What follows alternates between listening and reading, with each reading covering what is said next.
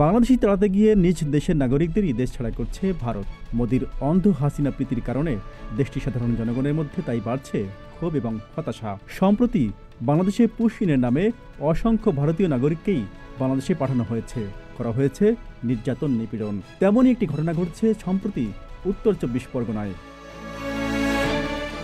ভারতীয় মিডিয়ার খবর বলছে, পশ্চিমবঙ্গের উত্তর 24 পরগনা জেলার বাগদা রণঘাট গ্রাম পঞ্চায়েতের হরিহরপুরের বাসিন্দা ফজের মণ্ডল ও তসলিমা মণ্ডল এই দম্পতিকে সম্প্রতি মহারাষ্ট্রে বাংলাদেশি সন্দেহে গ্রেপ্তার করা হয়। তারা নিজেদের আসল পরিচয়পত্র দেখানোর পরও পুলিশ তাদের ছাড়েনি।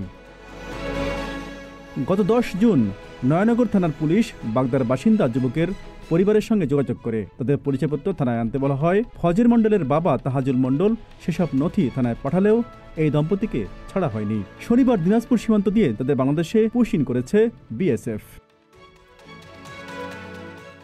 পরিবারের পক্ষ থেকে বলা হয়েছে, শ্রমিক হিসেবে প্রথমে কর্ণাটকা এবং পরে মহারাষ্ট্রে কাজ করতে গিয়েছিলেন ফজের ও তার স্ত্রী। সেখান থেকেই তাদের ধরে বাংলাদেশে পাঠানো হয়েছে। তারা এর জরুরি সমাধান চেয়েছেন মোদি সরকারের কাছে। Z news, Dhaka.